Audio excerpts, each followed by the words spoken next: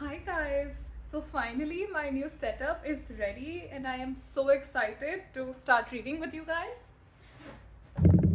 The next chapter in the Psychology of Money book is Nothing's Free. You can listen to this as a podcast because we'll just be reading. Everything has a price, but not all prices appear on labels. Everything has a price, and the key to a lot of things with money is just figuring out what the price is and being willing to pay it. The problem is that the price of a lot of things is not obvious until you've experienced them firsthand when the bill is overdue. General Electric was the largest company in the world in 2004, worth a third of $1 trillion. It had either been first or second each year for the previous decade, capitalism's shining example of corporate aristocracy. Then everything fell to pieces. In 2008's financial crisis sent GE's financing division, which supplied more than half of the company's profits, into chaos. It was eventually sold for scrap. Subsequent bets in oil and energy were disasters, resulting in billions in write offs. GE stock fell from $40 in 2007 to $7 by 2018. Blame placed on CEO Jeff Immelt, who ran the company since 2001, was immediate and harsh. He was criticized for his leadership, his acquisitions, cutting the dividend, laying off his workers, and of course plunging the stock price. Rightly so, those rewarded with dynastic wealth when times are good hold the burden of responsibility when the tide goes out. He stepped down in 2017, but Immelt said something insightful on his way out. Responding to critics who said his actions were wrong, what he should have done was obvious, Immelt told his successor, "Every job looks easy when you're not the one doing it. Every job looks easy when you're not the one doing it because of the challenges faced by someone in the arena are often invisible to the crowd."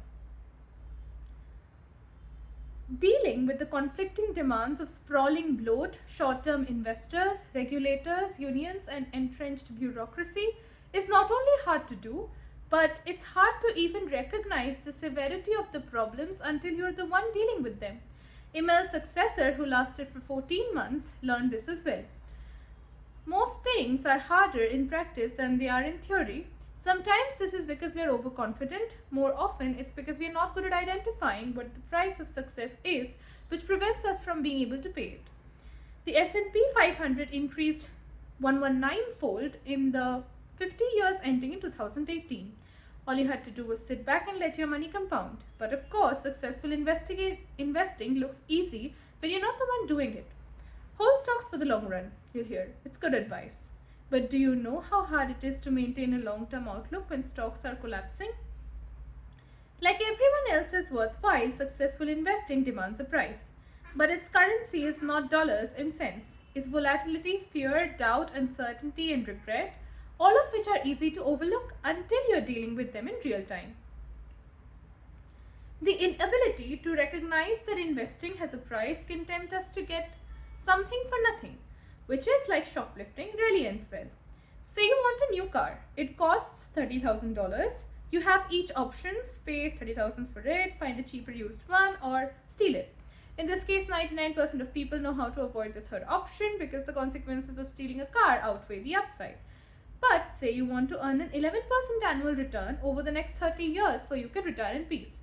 Does this reward come free? Of course not. The world is never that nice. There's a price tag, a bill that must be paid. In this case, it's never-ending taunt from the market which gives big returns and takes them away just as fast. Including dividends, the Dow Jones Industrial Average returned about 11% per year from 1950 to 2019, which is great. But the price of success during this period was dreadfully high. The shaded lines in the chart show when it was at least 5% below its previous all-time high.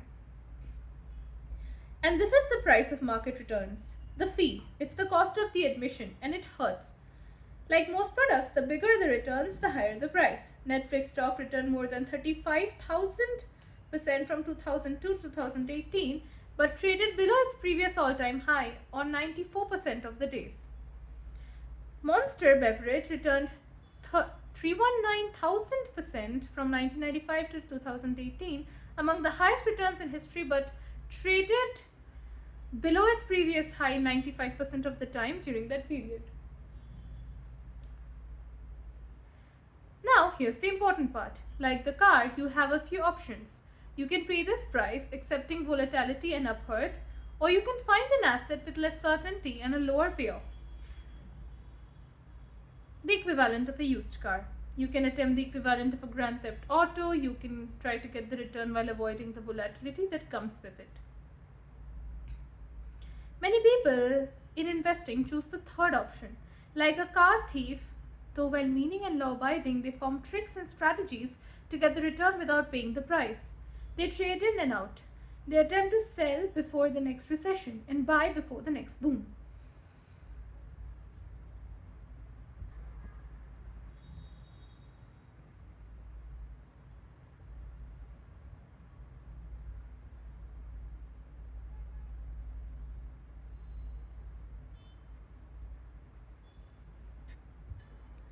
Most investors with even a little experience will know that volatility is real and common. Many then take what seems to be the next logical step, trying to avoid it. But the money gods do not look highly upon those who seek a reward without paying the price. Some car thieves will get away with it. Many more will be caught and punished. Same thing with investing. Morningstar once looked at the performance of tactical mutual funds whose strategy is to switch between stocks and bonds at opportune times, capturing market returns with lower downside risk. They want the returns without paying the price. The study focused on the mid 2010 through late 2011 period when US stock markets went wild on fears of a new recession and the S&P 500 declined more than 20%. This is the exact kind of environment the tactical funds are supposed to work in. It was their moment to shine. There were, by Morningstar's count, 112 tactical mutual funds during this period.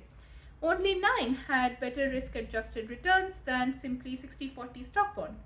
Less than a quarter of the tactical funds had smaller maximum drawdowns than the Leave It Alone index. Morningstar wrote, with a few exceptions, tactical funds gained less, were more volatile, or were subject to just as much downside risk as the hands-off fund. Individual investors fall for this when making their own investments too. The average equity fund investor underperformed the funds they invested in by 0.5% per year, according to Morningstar, and the result of buying and selling when they should have just bought and held. The irony is that, trying to avoid the price, investors end up paying double. Back to GE. One of its main falls stems from an era under former CEO Jack Welch. Welch became famous for ensuring quarterly earnings per share beat Wall Street estimates. He was the grandmaster.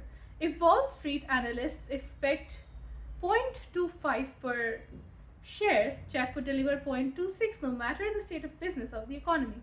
He'd do that by massaging the numbers. That description is charitable, often pulling gains from future quarters into the current quarter to make the obedient numbers salute their master. Forbes reported one of the dozens of examples. General Electric for 2 years now in a row sold locomotives to unnamed financial partners instead of end users in transactions that left most of the risk ownerships with GE. Welch never denied his game. He wrote in his book Straight from the Gut, the response of our business leaders to the crisis was typical of the GE culture. Even though the books had closed on the quarter, many immediately offered to pitch in to cover the earnings gap. Some said that they could find an extra 10 million, 20 million, and even 30 million from their business to offset the surprise. The result was that under Welch's leadership, stockholders didn't have to pay the price. They got consistency and predictability, stock that surged year after year without the surprises of uncertainty. Then the bill came due, and it always does. GE shareholders have suffered through a decade of mammoth losses that were previously shielded by accounting maneuvers. The penny gains of Welch's era became dime losses today. The strangest example of this comes from failed mortgage giants Freddie Mac and Fannie Mae, which in the early 2000s were caught underreporting current earnings by billions of dollars with the intention of spreading those gains out over future periods to give investors the illusion of smoothness and predictability, the illusion of not having to pay the price. The question is, Why do so many people who are willing to pay the price of cars, houses, food, and vacations try so hard to avoid paying the price of good investment returns? The answer is simple. The price of investing success is not immediately obvious. It's not a price tag you can see, so when the bill comes due, it doesn't feel like a fee for getting something good. It feels like a fine for doing something wrong. And while people are generally fine with paying fees, fines are supposed to be avoided. You're supposed to make decisions that preempt and avoid fines. Traffic lights and IRS fines mean that you did something wrong and deserve to be punished. The natural response for anyone who watches their will decline and views that drop as a fine is to avoid future fines. It sounds trivial, but thinking of market volatility as a fee rather than a fine is an important part of developing that kind of mindset that lets you stick around long enough for investing gains to work in your favor.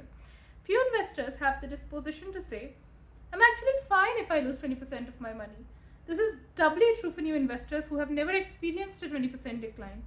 But if you view volatility as a fee, things look different.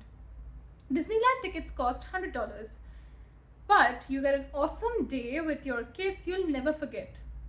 Last year, more than 18 million people thought that fee was worth paying. Few felt the $100 was a punishment or a fine. The worthwhile trade-off of fees is obviously when it's clear you're paying one. Same with investing, where volatility is almost always a fee, not a fine. Market returns are never free and never will be. These demand you pay a price like any other product. You're not forced to pay this fee, just like you're not forced to go to Disneyland. You can go to the local country fair where the tickets may be $10 or stay home for free. You might have a good time, but you'll usually get what you pay for. Same with markets. The volatility uncertainty fee, the price of returns, is the cost of admission to get returns greater than low fee parks like cash and bonds. The trick is convincing yourself that the market's fee is worth it. That's the only way to properly deal with volatility and uncertainty, not just putting up with it, but realizing that it's an admission fee worth paying. There's no guarantee that it will be. Sometimes it rains at Disneyland, but if you view the admission fee as a fine, you'll never enjoy the magic. Find the price, then pay it. That was it for this chapter. Thank you so much for watching. Feel free to leave a comment. See you in the next one. Bye-bye.